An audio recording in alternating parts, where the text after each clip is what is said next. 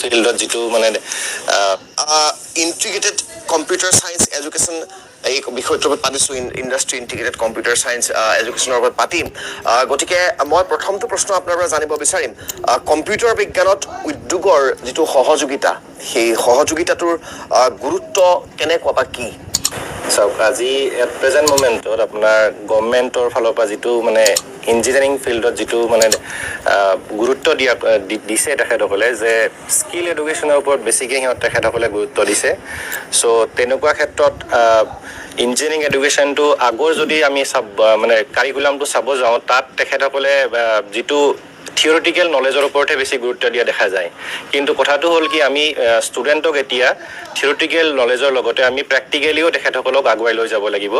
আৰু প্ৰেক্টিকেল বুলি ক'লে আমাক লাগে স্কিলছ আৰু ইনোভেশ্যন চ'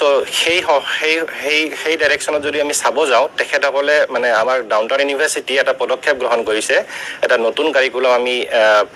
সকলৰ কাৰণে আগবঢ়াই দিছোঁ সেইটো হৈছে আপোনাৰ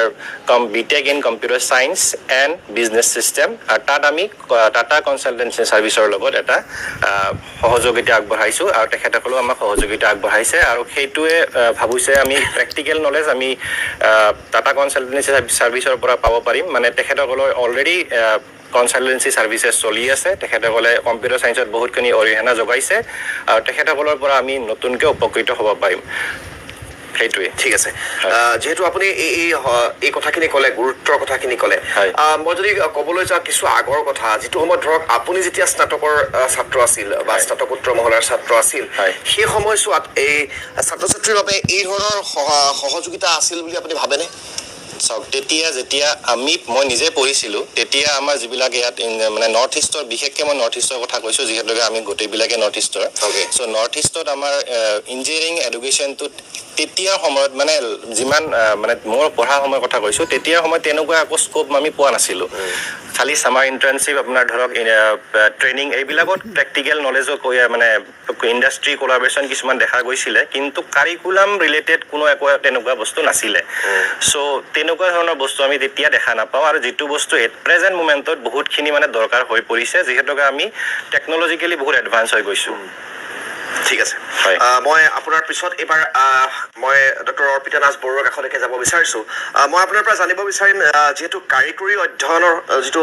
বিষয় সেই কাৰিকৰী অধ্যয়নত উদ্যোগৰ বিভিন্ন সহযোগিতামূলক উপায় কেনেকুৱা বুলি আপুনি ভাবে বা কি হয় আমাৰ কাৰিকৰী যিবিলাক অধ্যয়ন থাকে তাতে আমাৰ বহুত ধৰণৰ সহযোগিতা আগবঢ়াব পাৰে ইণ্ডাষ্ট্ৰি ৰিলেটেড প্ৰথম কথা হ'ল কি আমি যেনেকৈ ছাৰে মেনশ্যন কৰিলে অলৰেডি আমাৰ ধৰক ইণ্টাৰ্ণশ্বিপ থাকে ছামাৰ ট্ৰেইনিং থাকে য'ত আমি বিভিন্ন ধৰণৰ তেনেকুৱা উদ্যোগত গৈ নিজৰ প্ৰেক্টিকেল নলেজটো আমি চাওঁ ধৰক 3 মাহ এমাহ গৰম বন্ধ ঠাণ্ডা বন্ধ তেনেকুৱাত যাওঁ তাৰ অবিহনে আমি কৰিব পাৰোঁ ৰিচাৰ্চ ইনোভেশ্যন য'ত আমি কোনোবা এটা ইণ্ডাষ্ট্ৰীৰ লগত মিলি কিবা এটা বস্তু গৱেষণা কৰোঁ সেইটো হয় আৰু এতিয়া হৈছে কি বৰ্তমান এনেকুৱা হৈছে যে কেনেকৈ আমি ইণ্টিগ্ৰেট কৰিম কেনেকৈ আমি পাঠ্যক্ৰমত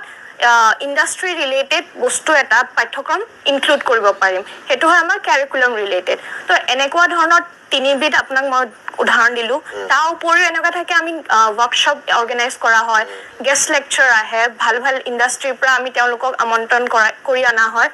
য'ত তেওঁলোকে নিজৰ ইণ্ডাষ্ট্ৰিৰ ওপৰত বা তেওঁলোকে কি নতুন ধৰণৰ কাম কৰিছে এজ ষ্টুডেণ্টক যিখিনি ল'ৰা ছোৱালী থাকে তেওঁলোকক দেখাই থৈ যায় যাতে তেওঁলোকো সেইবিলাক চাই নিজৰে অলপ ভাল লাগে আৰু আগুৱাই যাব বিচাৰে আৰু সেই হিচাপে ষ্টুডেণ্টখিনিও বিচাৰে যে তেওঁলোকে সেই বস্তুটো নিজৰ কাৰিকুলামত কেনেকৈ ভৰাব পাৰি সেই তেনেকুৱা ধৰণৰ কিছুমান আমাৰ সহযোগিতা পাওঁ কাৰিকুলামৰ বা ৰিচাৰ্চ ইনোভেশ্যনৰ হিচাপত ইণ্ডাষ্ট্ৰীৰ লগত ইণ্টিগ্ৰেট কৰিলে অ'কে ঠিক আছে মই আপোনাৰ ওচৰলৈ আকৌ গৈছোঁ মই আপোনাৰ পৰা জানিব বিচাৰিম ডক্টৰ মৃণাল গোস্বামী যে সমগ্ৰ উত্তৰ পূব ভাৰতত যিটো কম্পিউটাৰ বিজ্ঞানৰ বিষয় এই কম্পিউটাৰ বিজ্ঞানত এনে কোনো উদ্যোগ সহযোগিতা আছেনে নাই চাওক এতিয়া যদি আমি নৰ্থ ইষ্টৰ চাব যাওঁ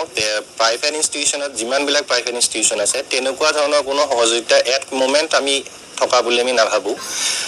ডাউনটাউন ইউনিভাৰ্চিটি এইটো ফাৰ্ষ্ট পদক্ষেপ গ্ৰহণ কৰিছে নৰ্থ ইষ্টত আমি ফাৰ্ষ্ট যোনে মানে এই ইণ্ডাষ্ট্ৰি কোলাবৰেশ্যনটো আমি লৈ আহিছোঁ চ'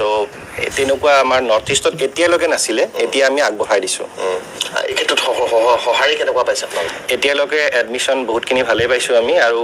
বহুত ভাল এটা প্ৰতিক্ৰিয়া আমি পাবলৈ মানে লাভ কৰিছোঁ। হয়, মানে আপুনি এগৰাকী শিক্ষক হিচাপে আপুনি কিয় ভাবে যে আপোনালোকৰ এই যিটো নতুন ব্যৱস্থা এই ব্যৱস্থাটোৰ প্ৰতি ছাত্ৰ ছাত্ৰী আকৰ্ষিত হৈছে বুলি কিয় ভাবে? চাওক, মই অলৰেডি আপোনাক কৈছোঁ যে স্কিল এডুকেশ্যনত গভৰ্ণমেণ্টে বহুত এমফেচিছ দিছে এতিয়ালৈকে। চ' স্কিল এডুকেশ্যন বুলি ক'লে আমি চাৰ্টিফিকেটখন দিলেই নহ'ব, তেখেতসকলক আমি ইঞ্জিনিয়াৰিং প্ৰেক্টিকেলি শিকাব লাগিব। এট মোমেণ্টত আমি চবেই জানো যে আমাক কিমান প্ৰেক্টিকেলৰ দৰকাৰ। মই এইটো কাৰণে নৰ্থ ইষ্টত আপোনালোকে যিহেতু প্ৰথম, গতিকে নৰ্থ ইষ্টৰ ছাত্ৰ ছাত্ৰীয়ে গোটেই বিষয়টোৰ সন্দৰ্ভত তেওঁলোকৰ যিমান জ্ঞান থাকিব লাগে সিমান হয়তো নাথাকিবও পাৰে। গতিকে সেই ক্ষেত্ৰত আপোনালোকে কিয় আপোনালোকৰ এই বিষয়টো নতুনকৈ অন্তৰ্ভুক্ত কৰাৰ পিছত তেওঁলোক আগ্ৰহী হৈছে বুলি ভাবে? সেইকাৰণে মই প্ৰশ্নটো কৰিছোঁ। হয়, তেখেতসকলে আগ্ৰহী বুলি এইকাৰণে ভাবোঁ কাৰণ আমি চবেই ফিল কৰিছোঁ এট প্ৰেজেণ্ট মুভমেণ্টত যে আমাক স্কিল এডুকেশ্যনৰ বহুত দৰকাৰ। চ' আমি যদি TCSৰ লগত যিটো আমাৰ টাইপ চলি আছে বা চলিব, আমি এই নেক্সট কাৰিকুলামৰ পৰা মানে নেক্সট এডমিশ্যনৰ পৰা আমি ষ্টাৰ্ট কৰিছোঁ। তেখেতসকলে সেইটো TCS বুলি ক'লেতো আমি আৰু বুজাব নালাগে, তেখেতসকলে অলৰেডি ৱৰ্ল্ড ফেমাছ হয় এই ক্ষেত্ৰত। চ'